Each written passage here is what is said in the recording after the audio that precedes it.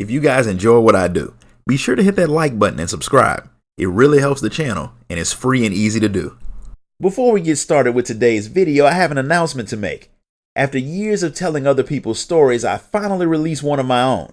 My novel Eternal Reign is available now in both ebook and paperback format for those of you who are like me and prefer to collect physical media. You can grab a copy right now on Amazon through the link in the description of this video. And now back to our regularly scheduled program. In Tuliolal, Brook Evu, the owner of a very popular restaurant in the city, has been waiting for the Warrior of Light to come by because he has a job for her, one that is extremely important. His establishment serves anyone, whether they're a native of Tyrol or not, so sometimes he gets a few weird customers. Normally he doesn't care because he's a businessman, so as long as they don't cause any trouble in his place, he minds the business that pays him. But a group of people recently came by who were a bit more weird than usual. They were in the process of starting up a clearly evil secret society, led by a Vieira woman named Apiahi, and they were obviously new at the whole evil group thing since they chose a very public place to have their meeting, and they were talking so loud that everyone heard them. They call themselves the Passage of the Unbound, and their goal is to spread chaos throughout the world. They're what you'd get if you ordered the Legion of Doom off Temu, but their goal is to become a real threat to the world. To do that, they have to acquire real power, and Apiahi knows how they can do that. There are powerful relics around Tyrol that in their hands could be used to do some real damage, and right now they're in the hands of the few different tribes scattered around the area. She's heard that each relic contains the power of a Tyrol Vidral, which are animals with extreme levels of power, similar to the four lords of Kugane. Putting that type of power in anyone's hands would make them a credible threat to the world, and since they plan on stealing the objects and heading to Eorzea to cause problems, Brook Evu thought it might be a good idea to tell people about this little incident, partially because they didn't even order any food before they left.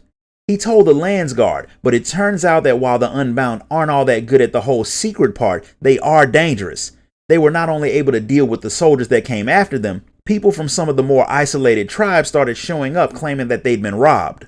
Before a more serious hunt could be made for them, the entire group had headed to Eorzea with their prizes. Each tribe has sent someone to recover their stolen goods, but they don't know anything about Eorzea. That's where you come in. They need someone who knows the area and can help them on their mission, and they've been hanging around the restaurant waiting for someone like you to show up. Since each tribesman has their own specialty, they all need someone with a unique skill set to help them deal with the power of their relic. Lord Zenque needs someone who can take a lot of punishment in battle. Nilpine needs someone who has healing magic to counter the diseases that his relic can cause. Shashpia needs someone who can fight up close and give the hunter they sent a chance to put some arrows in their thief. Suhei doesn't know much about her relic other than it's dangerous, so she wants some type of magic user to help her guard against whatever it can do. And lastly, Rahoja needs someone good at taking things out from a distance, since getting close to his relic isn't all that safe for anyone.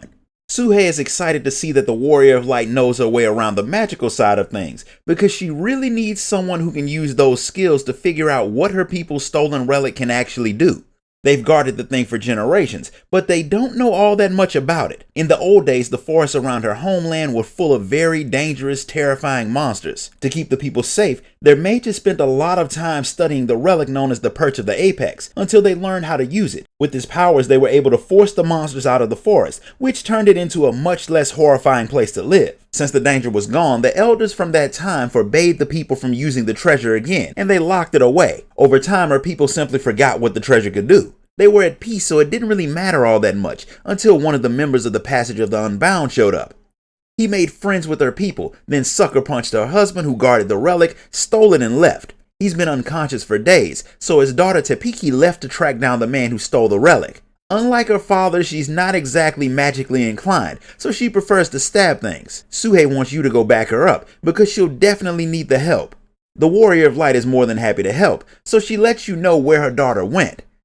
The thief had said something about changing Razat Han, so that's where you go to find Tepiki so you can track down the thief before he causes some dragon-sized problems. Tepiki figured that her mother would send someone to help her, and since she knows her mother, she's pretty sure the woman's already filled you in, which means she doesn't have to waste time doing it. She doesn't know much more about the relic than her mother did. She just knows that the soul of an owl-type Taral Vidral was sealed inside of it, and the stories say that the person who uses its power will be showered in good fortune, while causing pain and suffering to everyone around him, which makes me wonder why they didn't just destroy the thing if they wanted to keep people from using it. Tapiki had only been around the thief for a little while, but he made it known that he wanted to bring change to Razat Han, which is why she decided to hunt for him there. She figured she would get a hint about the guy's location by trying to find people who are openly unhappy about the way things in the city are run, since those kinds of people are more likely to join someone who's trying to cause chaos. She was right, because her hunt had her find out that the thief had proclaimed himself the savior of Razat Han, and he's been going around calling himself the Justiciar.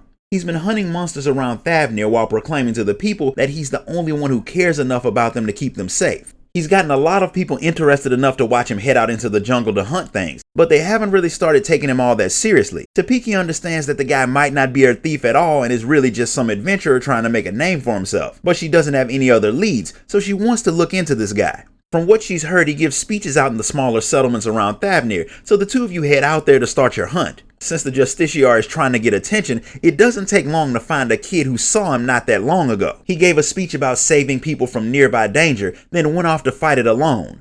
Since the Radiant hosts spend a lot of effort trying to keep the people of Thavnir safe, one of them followed the guy so it won't be all that hard to find his trail. You don't find the Justiciar himself, but you do find an unconscious member of the Radiant host and a very dead plant creature, all surrounded by some not very small rocks. The soldier wakes up when you get there, and he lets you know that he did catch up to the Justiciar right when he was getting ready to fight the monster. He acted like the thing was super dangerous, but the creature wouldn't really be a threat to anyone who's used a weapon before. So the soldier was going to deal with it himself, but the Justiciar pulled out a weird relic. The soldier was kind of curious to see what the thing would do, but when it activated, rocks fell out of the sky and hit him and the creature in the head. Since the Justiciar wasn't laid out next to him when he woke, he figures that the guy must have not been hit. That proves to Tapiki that the Justiciar is her thief, so she knows she's on the right track. After making sure that the soldier gets back to his barracks without passing out, since getting hit in the head can cause some lasting damage, the two of you get started on figuring out what to do next. The one constant in all of the legends about the Perch relic was that the person who used it would avoid getting hurt while injuring everyone around him. So the Justiciar might have both been protected from and caused the rocks to fall. While you're talking, a kid runs up telling you that the Justiciar had come back not long after you left, claiming that he'd taken down a monster that had knocked out a Radiant. He was laughing about it despite the fact that he had just left a Radiant out where he could have gotten eaten by anything. The local kids aren't worried about that part. They just think it's cool that this guy might be stronger than members of the Radiant host. The kids think the guy is cool. Their parents not so much. And Tapiki thinks the whole situation is strange. Outside of stealing the relic in the first place, the Justiciar isn't really doing anything all that evil with it, which doesn't fit what she's heard about the passage of the Unbound.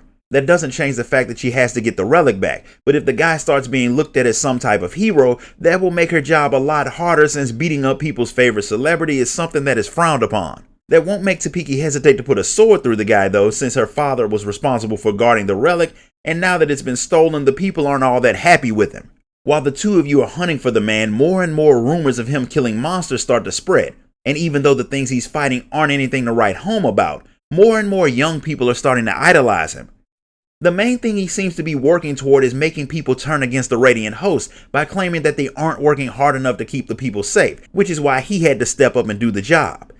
Since kids are easily influenced, it's actually working. That means tracking him down before he can cause children to start causing problems in the city is a top priority. So the two of you start asking around in Razat Han to see if anyone knows where he is. The Radiants have started hunting for him more seriously than they had been before, so they're more than happy to help with your investigation. After Tapiki tells the alchemist about the incident, they make her a powder that should let you detect magic that's been used in an area. That way you'll be able to follow the trail of the stolen relic's powers. It'll only work for someone who can use magic, and since Tapiki has 0 skills in that area, that job falls to you.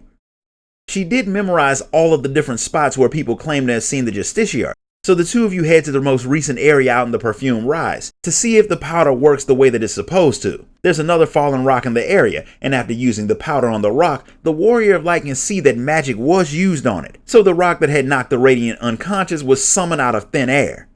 One of the perch of the Apex's abilities is to apparently make it rain boulders. Considering the fact that the Justiciar barely knows how to use the relic, he's obviously not tapping into any of its real abilities, because there's no way the only thing such a supposedly dangerous relic can do is give people concussions. A Radiant comes running up to the two of you while you're discussing it, and he's looking for a little girl who ran off by herself to join the Justiciar. Her mother is worried since there are a lot of things around the area that can eat her, so you pause your hunt to track down the little girl. You find her while she's on the verge of becoming walrus food. Fortunately for her, you keep her from getting eaten, and Topeki lets her know that she shouldn't be following the Justiciar since he's a thief. But the girl still thinks he's a hero regardless. Nearly getting eaten did scare her enough to make her not want to be out and about anymore on her own, so you take her back home and get back to the hunt. Once you get the girl home safe and sound, Topeki lets you know why she seems to have just a bit more hatred than necessary for the Justiciar. That's because she's the reason he even knew where the relic was in the first place. He had showed up in their village pretending to be a merchant, and he had asked a lot of questions about the perch. She hadn't thought him being interested was all that odd, so she told him everything about it, including the fact that her father was the one guarding it and where, because giving out sensitive information to strangers is always a smart thing to do. She knows he's a bad guy, so having people think he's anything more than a conniving scoundrel is very annoying to her, especially since aside from robbing her people, she still can't prove that he's evil. He still hasn't slowed down with his monster slaying, which has even more people praising him around Thavnir, but there is something odd. He only seems to be fighting seedkin, never any other type of wild beast. It's even weirder how he always just so happens to have people around to save when these creatures pop up. Not once have these seedkin attacked someone without him being there, which makes Topeki wonder if he's bringing the creatures out himself, then saving people by dealing with the monsters that he let loose. That thought has been floating around with some of the members of the Radiant host too, so it's definitely worth investigating. So the two of you head to a place called Giant's Gall Grounds, an area where quite a few of these attacks have happened. That way you can either find one of the creatures or catch the Justiciar in action so you can end this little hunt once and for all. And that's where we're going to stop for today. If you enjoyed this video, be sure to like it, comment, share it, and subscribe. Grab a copy of my novel on your way out, and I'll see you all next time.